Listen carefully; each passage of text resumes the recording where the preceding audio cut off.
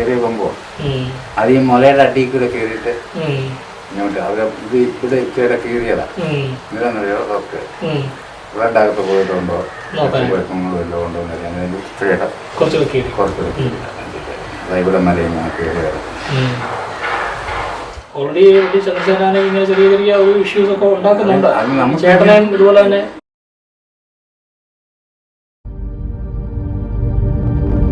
ചേട്ടനെ അത് ചേട്ടനോടുള്ള ഇതിന് ചെയ്തതാ. പിന്നെ നടക്കുന്ന നമ്മക്ക് എനിക്ക് ആ വിശ്വാസമില്ല, ഇത് അങ്ങനെ അറിഞ്ഞുകൊണ്ട് ചെയ്തതാണെന്നുള്ള ഒരു വിശ്വാസം ഇപ്പോഴും ഇല്ല. അറിയാതെ ഒരു അബദ്ധം പറ്റിപ്പോയത് എന്നുള്ളതാ ആയിരുന്നുണ്ടെങ്കിൽ എനിക്ക് പിന്നെ അതിനൊന്നും ചെയ്യാനൊക്കെ ഒരു സാഹചര്യം അറിഞ്ഞുകൊണ്ട് ചെയ്യുകയാണെങ്കിൽ പിന്നെ നമുക്ക് അവിടെ നിൽക്കാനുള്ള ചാൻസ് ഇല്ല. ഇങ്ങനെയല്ല തീരുന്നത്, അത് കൂടുതലും കൂടുതൽ സംഭവിക്കാമായിരുന്നു. പക്ഷെ എന്നാലും ആന നമ്മൾ വിളിച്ചപ്പോൾ കൂടെ വന്നു കെട്ടാൻ പറ്റും. അതറിയാതെ സംഭവിച്ചു പോയി. ഈ ഒരു ആനയിൽ നിന്നും പിന്നെ നമ്മുടെ ശിവശങ്കരൻ ആനയിൽ നിന്നും മാത്രം വിളിക്കുന്ന പ്രശ്നങ്ങൾ. ശിവശങ്കരൻ ആനയിൽ നിന്നും നമുക്ക് ഈ മുറിവുകളൊന്നും വലുതായിട്ട് പറ്റിയിട്ട് തോന്നുന്നു. ഈ കാലിന്റെ ഒടിവ് സംഭവിച്ചത് അവസാന നിമിഷം പോകുന്നതിന് മുമ്പ് കാല് ചവിട്ടി ഓടിച്ചത്. അതിപ്പോ നമ്മൾ മുറിവായിട്ട് നമുക്ക് അല്ലാതെ മറ്റേ ആന കുത്തുകയോ കൊമ്പിലടിക്കുകയോ ഒക്കെ ചെയ്തുള്ള ശരീരദണ്ഡങ്ങളൊക്കെ പറ്റിയിട്ടുള്ളൂ. ശിവശങ്കരൻ ഈ പോകുന്നതിന് മുമ്പ് കൈവിട്ട് പോകുന്നതിന് മുമ്പ് എന്തെങ്കിലും ഒരു ഇത് കാണിക്കുമോ? ഞാൻ പോകാൻ പോവാണെന്ന് സിഗ്നലോ? ഒരു സിഗ്നലും ഇല്ല. പോകണമെന്നില്ല, നമ്മൾ പോലും അറിയത്തില്ല. അതാണ് അതിന്റെ. അപ്പൊ നമ്മള് നല്ല ബന്ധോസ് നിർത്തിയാലും നമ്മളിപ്പം ഒരു കാര്യം എന്നത് പറഞ്ഞാൽ എപ്പോഴും അങ്ങ് ബന്ധോസ് നിർത്തിയേക്കാണ് പോകും. നടന്നു പോകുന്ന കൂട്ടത്തിൽ അതിന് ചെയ്യാവുന്ന ബന്ധോസ് അല്ലാതെ നമുക്ക് ചെയ്യാം. അതൊന്നും ഒരിടത്തും നിർത്തിയേക്കുവാണെങ്കിൽ അതിന് ചെയ്യാവുന്ന ബന്ധോസല്ല ചെയ്യാൻ. നിർത്തിക്കുമ്പം ചെയ്യാവുന്ന ബന്ധോസല്ല ചെയ്യാൻ പോകും. ആ ബന്ധോസൊക്കെ ഒരുമാതിരിപ്പെട്ട ബന്ധോസൊന്നും ഒരു പ്രശ്നമല്ല. ശിവശങ്കരൻ ഇപ്പൊ ഈ അമ്പലത്തിലേക്ക് വരുന്ന സമയത്ത് എത്ര വയസ്സുണ്ടാവും? വയസ്സ് ഇപ്പോഴും അതിന്റെ ദിവസമായിട്ട് പറയാനൊക്കത്തില്ല. അത്ര ചെറുപ്പമൊന്നും പറയാനൊക്കത്തില്ല. കാര്യം ഞാൻ ഇവിടെ വന്നതൊക്കെയാണ് ആ കൊമ്പിന് അത്ര നീളം വന്നത്. കൊമ്പൊക്കെ മുറിച്ച് ഇത്ര നീളം തുമ്പിക്കൈക്ക് ഇടയ്ക്ക് അന്നാണ് കൊമ്പായി പിടിക്കാൻ ഞാൻ സമ്മതിക്കത്തില്ലായിരുന്നു. തുമ്പിക്കൈ കഴിഞ്ഞാൽ പിന്നെ ഇങ്ങനെ പിടിക്കാനുള്ള അത്രേ ഉള്ളൂ കൊമ്പ്. മുറിച്ചേക്കുക, മുറിച്ച് ചെറുതാക്കി ചെറിയ കൊമ്പാക്കി വെച്ചിരുന്നു. അതുപോലെ അതിന്റെ പുറത്തൊരു ഇരിക്കസ്ഥാനം എന്ന് പറയുന്ന ഇടത്ത സൈഡിലൊരു വലിയ ഭയങ്കര വ്രണമുണ്ടായിരുന്നു. അത് കഴിഞ്ഞാണ് അല്ലല്ല ഈ ആന ഒരു ഉദ്ദേശം നമ്മുടെ ശരിയാണെങ്കിൽ ഈ ആന ഈ അമ്പലത്തിൽ ഒരു കാലം എഴുന്നേക്കാൻ വന്നിട്ടുണ്ട്. ഇതേ വസ്തു വരാൻ മുമ്പ് ഇവിടെ വന്നിട്ടുണ്ട്. ഇവിടെ വന്നപ്പോ രണ്ടാനകളാ വന്നത്. അപ്പൊ രണ്ടാനയും ഇവിടെ വന്നു. അപ്പൊ ഇതിന്റെ ഈ ആനയുടെ ഇവിടെ കൂടെ അങ്ങ് പഴുത്തം കൊല്ലുക. എനിക്ക് ഞാൻ എന്റെ ഒരു ഉദ്ദേശമാണ് പറയുന്നത്, ഈ ആന ആയിരുന്നു എന്ന്. അപ്പൊ ഇപ്പൊ ആ മുറിവെല്ലാം കരിഞ്ഞിരിക്കുക. അപ്പൊ ആ പാട് കണ്ടപ്പോഴാണ് ഞാൻ ഉദ്ദേശിച്ചത്. അതുപോലെ രണ്ടാനയും കൊണ്ടാ വന്നേ. പക്ഷെ ആ രണ്ടാനയും ഇവിടെ എഴുന്നള്ളിച്ചില്ല. ഇതിന്റെ പുറത്തൊന്നും കയറി ഇരിക്കാനൊന്നും നോക്കത്തില്ല, മുറിവുള്ളതുകൊണ്ടും. തലയൊക്കെയാണ് ഇങ്ങനെ കിടക്കുന്നത് അന്നേ. അതുകൊണ്ട് എനിക്ക് ആ ഒരു സംശയം അന്നും ഉണ്ടായി, ഇവിടെ വർഷങ്ങൾക്ക് മുമ്പ് ഈ ആന ഇവിടെ വന്നിട്ടുണ്ടോ എന്നുള്ളത്. പ്രൈവറ്റ് പാർട്ടിയുടെ അടുത്തുനിന്നാണ് ദേവസ്ഥയിലേക്ക് പോകുന്നത്. പ്രൈവറ്റ് പാർട്ടി, അതായത് നമ്മുടെ ഒറ്റപ്പാലം ഹരി എന്ന് പറയുന്ന ഒരു ആന കച്ചവടക്കാരനും ബ്രോക്കറും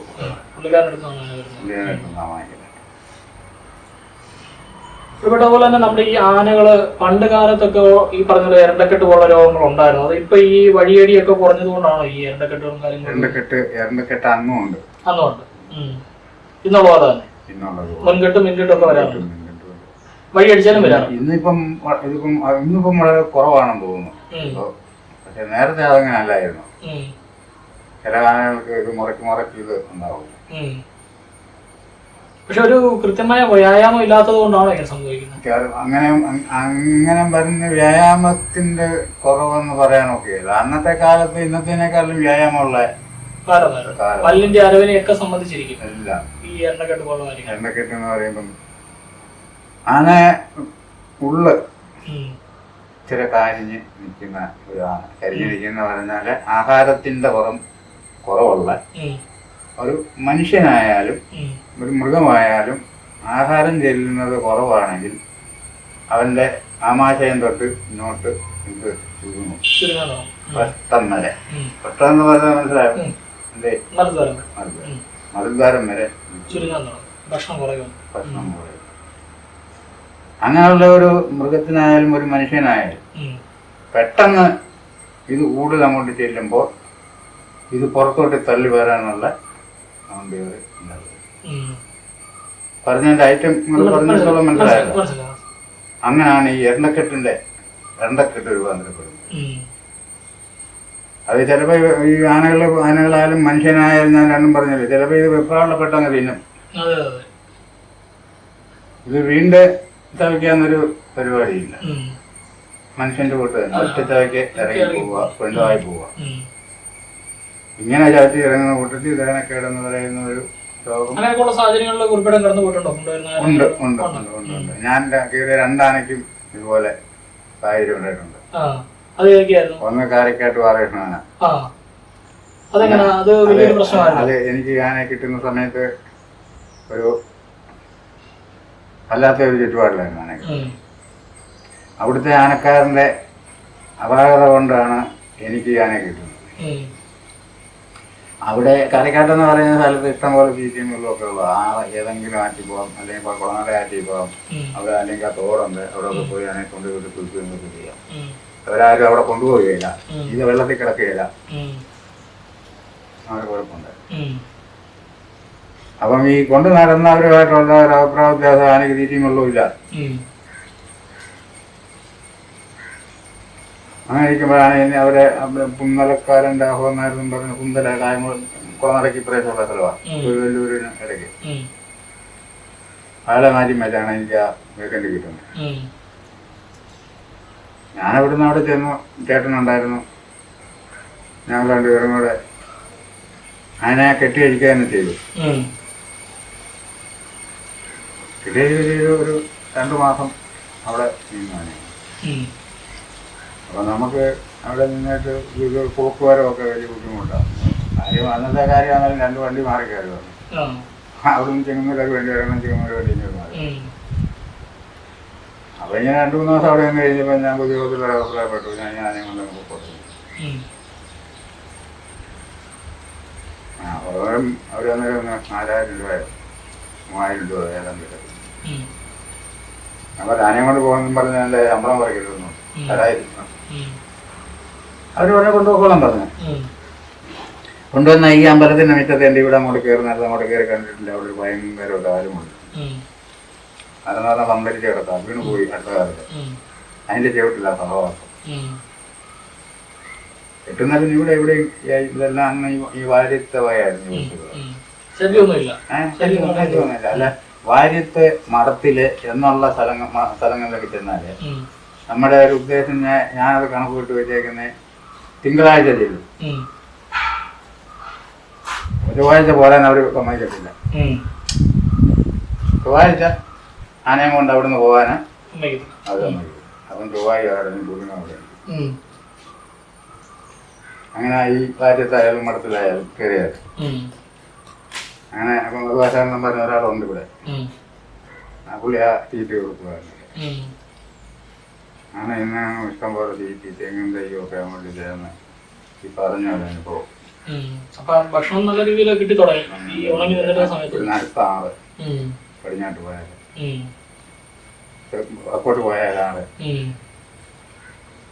3 വർഷമാണ്. ആറ്റിലൊക്കെ പോയ ആറ്റിലൊക്കെ ഇരിക്കുന്നുള്ളൂ, തോട്ടിലൊക്കെ ഉള്ളു. ആറ്റിൽ നല്ല അടിക്കണം, എന്നാലും ഇരിക്കും. അങ്ങനെ ആയി ഒരു 2 മാസം അങ്ങോട്ട് കഴിഞ്ഞപ്പോഴത്തെ ആനയുടെ ആ പുറമേനി മാറി. കിട്ടുന്ന മൊത്തം കിട്ടുന്നതാണ്. 10-40 തോളം കൊണ്ട് വെച്ചാലോ വാഴയൊക്കെ ഉണ്ടല്ലോ, വട്ടം പിടിച്ച് കടിക്കാൻ തിന്നു. അതൊക്കെ ഈ എണ്ണക്കെട്ടിന് ദോഷം ചെയ്യുന്ന സാധനമാണ് വാഴ. നമ്മുടെ ഈ കയ്യാലെ നിൽക്കുന്ന കടച്ചുണ്ടല്ലോ, ഇതൊരു ഇതുണ്ടാകും കടച്ച, അത് ദോഷം ചെയ്യുന്നതാണ്. അതെല്ലാം 4 ഐറ്റങ്ങളാണ്. അങ്ങനെ ഇത് വന്ന് തെങ്ങും തയ്യോ അത് ഇതൊക്കെ ചെയ്യുന്ന ചില പച്ച കെട്ടി ആയപ്പോഴത്തേക്ക് ഇങ്ങനൊരു സംഭവം വന്നു. അണക്കെട്ട് എന്ന് പറഞ്ഞാൽ അത് നമ്മളാവുന്ന പരിപാടിയൊക്കെ നമ്മൾ നോക്കിയതാണ്. പക്ഷെ തൊട്ടാതെ ഇപ്പൊ മുന്നിലായിരുന്നു. എത്ര ദിവസം നിന്നു അങ്ങനെ? അതെ, 7 ദിവസം നിന്നു. 7 ദിവസം പോയിട്ടില്ല. അത് ഇവിടെ നമ്മുടെ അമ്പലത്തിൻ്റെ അവിടെയൊക്കെ പ്രതിവാരക്കാർക്ക് ഒരു നെല്ലുണ്ട്. നെല്ല് കൊടുക്കുന്നില്ല. എൻ്റെ മിറ്റത്താ ഇത് കൊണ്ടുവന്നിട്ടേക്കുന്നത്. കാര്യം ഞാൻ ജസ്റ്റ് പൊക്കി ഇട്ടും കൈ ഇട്ട് നോക്കാനുള്ളത്. നമ്മൾ 6 മണിയൊക്കെ നോക്കി കിട്ടിയില്ല. പിന്നെ വൈദ്യനെ പോയി കാണുന്നത്. അന്ന് വൈദ്യര മാവേലിക്കരയാ വീട്. ഇപ്പം മാവേലിക്കര ട്രാൻസ്പോർട്ട് ഓഫീസിന്റെ വടക്കേപ്പുറത്താണ്. അവരുടെ പുരേടത്തിലാണ് ഈ ട്രാൻസ്പോർട്ട് നിൽക്കുന്നത്. ഇപ്പൊ അവിടെ ആരും ഇല്ല. എല്ലാവരും അങ്ങോട്ടും ഇങ്ങോട്ടൊക്കെ പോയി വരികയുണ്ട്. ഒരു മോൻ അരിപ്പാട്ട് നമ്മൾ വള്ളക്കാലി കിളിയോരുന്ന് പോകാൻ വഴിക്ക് താമസമുണ്ട്. അങ്ങനെ പോയി പുള്ളിയെ പോയി കണ്ടു. പുള്ളി വന്നു കണ്ടു പറഞ്ഞു ഇന്നോടൊക്കെ കാര്യങ്ങളൊക്കെ എന്ന് പറഞ്ഞു. ഇന്നപോലെ ചെയ്യാൻ പറഞ്ഞു. എല്ലാം ചെയ്യാൻ പറഞ്ഞാൽ പുള്ളി അങ്ങ് പോകത്തേ ഉള്ളൂ. അങ്ങനക്കാരാണ് ചെയ്യുന്നത്. പുള്ളി പറഞ്ഞ പോലൊക്കെ ചെയ്തു. മുമ്പിലും പുറയിലും കൊടുത്തു.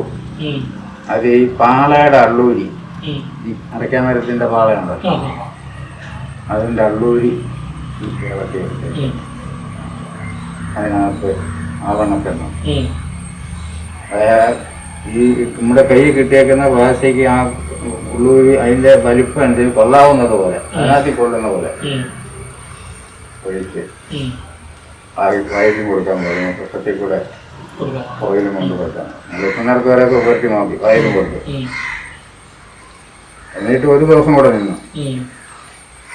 8ാമത്തെ ദിവസം കൂടെ നിന്നു. 3ാമത്തെ ദിവസം ഞങ്ങൾ പടങ്ങിട്ട് കസേര കൊണ്ടിട്ട് നോക്കിയപ്പം പൊക്കത്തിൽ നിന്ന് ഇട്ടാൽ കൈ മുട്ടും. അതിൻ്റെയൊക്കെ മുട്ടണം. അതിനോട് ഞങ്ങൾ അയച്ചുകൂടെ കൊണ്ടുവന്നു. എന്നിട്ട് മുന്നസിൻ്റെ അവിടെ കയറ്റി നോക്കി. അപ്പം അങ്ങോട്ട് ഇങ്ങനെ തല്ല കയറി. അങ്ങനെ എന്തായാലും വന്ന് ഞങ്ങൾ 2-3 ട്രിപ്പായിട്ട് സായത്തിന് ഈ കൊച്ചന് ഈ മധുവാശം എന്ന് പറയുന്ന വാര്യകത്തിലുണ്ട്. ഞങ്ങൾ 2 പേരും കൂടെ മാലയും കയറിയായി കൈയിടുന്നത്. കയ്യുടെ ഈ കണ്ണൊക്കെയാണ് പൊളിയും തൊടാനൊക്കെ അതായിപ്പോ. ഈ ഇതല്ലയോ വേസ്റ്റ്, തീറ്റയുടെ വേസ്റ്റ് അല്ലേ ഇരിക്കുന്നത്. അത് ഓലയുടെ ആയാലും എല്ലാത്തിൻ്റെ ആയാലും കുറച്ചു നേരം പിടിച്ച് കഴിയുമ്പോഴത്തേക്ക് കണ്ണെല്ലാം പോയി. എന്തായാലും ഞങ്ങളെടുത്ത് 8ാമത്തെ ദിവസം വൈകിട്ട് കുറെ ഞങ്ങൾ വലിച്ചെടുത്ത്. പിന്നെ തന്നെ ഒരുപാട് സഹകരിച്ചു. വളരെ സഹകരിച്ചതിനെ ഒക്കത്തുള്ളൂ. അങ്ങനെ എന്തായാലും ഞങ്ങളെ ആ ഒരു സാഹചര്യം അവിടെ രക്ഷപ്പെട്ടു. മൊത്തം എടുത്തില്ല. നമ്മള് കുറച്ച് അങ്ങനെ വലിച്ചൊരു ഒരു കുറെ എടുത്തു കഴിഞ്ഞപ്പോ ഒരു ഭാരം പോലെ വന്നപ്പോ ഞാൻ മുകളിൽ കയറിയുന്നോണ്ട് എനിക്കില്ലേ നോക്കുമ്പം ഇവിടെ വന്നു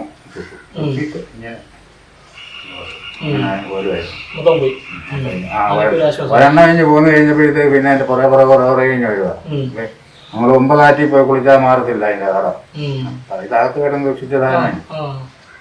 അങ്ങനെ ഞാനും ആ ആശാനും കൂടെ എടുത്തേ. പിന്നെ എടുക്കാൻ പല വഴികളുണ്ട്. ശ്രദ്ധിച്ച് ചെയ്യാവുന്നവർക്ക് വേറെ പണികളുണ്ട്. ശ്രദ്ധിച്ച് ചെയ്യണം. പെട്ടുപോയി. ഇത് നമ്മൾ ഈ കിടത്തിയിട്ടാണോ ഈ വായിക്കൂടൊക്കെ അല്ലല്ല നിർത്തിക്കൊണ്ട് കൊടുക്കും. കിടന്നാൽ ഇത് ചെയ്തില്ല. വായിക്കാത്ത നമ്മളെ അള്ളൂരിക്കാത്ത വായിക്കാത്തോട്ട് വെച്ച് കൊടുക്കുമ്പോൾ ഇതങ്ങ് പൊട്ടും. ഞാൻ ഇതിനകത്ത് വെക്കാൻ പറയും. അതാണെക്കുള്ളിൽ ചെന്നാലും ദോഷമുള്ള സാധനമല്ല ഈ പാളയുടെ ദോഷമുള്ള പ്ലാസ്റ്റിക്കിനകത്ത് പറ്റില്ല. പ്ലാസ്റ്റിക് അങ്ങനെ അതിനാ ഇത് ചെയ്തേക്കുന്നത്. തന്നെ പിറ്റേ ദിവസം വന്നു. 3ാമത്തെ ദിവസം വന്നു. ഞാൻ പോയി രാത്രി തന്നെ ഞാൻ ആ സാധനം കൂടെ പോയി. സൈക്കിളായിട്ട് ഇവിടുന്ന് എല്ലാം പോയത്. അപ്പോൾ ഇച്ചിരി മരുന്ന് ഉണ്ടാക്കി കൊടുക്കാൻ പറഞ്ഞു. എന്നോട് വേണമെന്ന് പറഞ്ഞു. അത് ഞങ്ങൾ വ്യത്യാസം രാവിലെ അതുകൂടെ ഉണ്ടാക്കി ഉണ്ടാക്കി പാർത്ത് ഓടിച്ച് കൊടുത്തു. അതിന്റെ ഉള്ളിലെ ഈ ഇത് അതെ മുറിവൊക്കെ ഉണ്ടെങ്കിലേ ഇത് മുറിവൊക്കെ മുറി.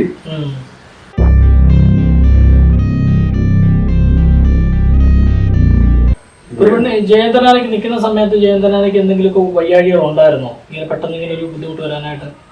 ഞാൻ നിൽക്കുമ്പോഴോ ഒരു വയ്യാഴി ഇല്ല. പെട്ടെന്നാണോ ആനയ്ക്ക് വയ്യാഴി ഉണ്ടാകുന്നത്? പെട്ടെന്നാണോ വയ്യാഴി ഉണ്ടാകുന്നത് ചോദിച്ചാൽ ആനയ്ക്ക് പെട്ടെന്നുള്ളതല്ല. ആനയ്ക്ക് ആനയുടെ ആ ഇതുകൊണ്ട് ആന അത് കൈകാര്യം ചെയ്യുന്നതിൻ്റെ ഇതുകൊണ്ട് ഇരിക്കുമ്പോഴും പുറത്ത് വരാതിരുന്ന ഇങ്ങനെ ഇരുന്നായിരിക്കും. പിന്നെ വണ്ടി തട്ടിയതിന്റെ ഞാൻ നേരത്തെ ഒന്ന് പറഞ്ഞെന്ന് എനിക്ക് തോന്നുന്നു.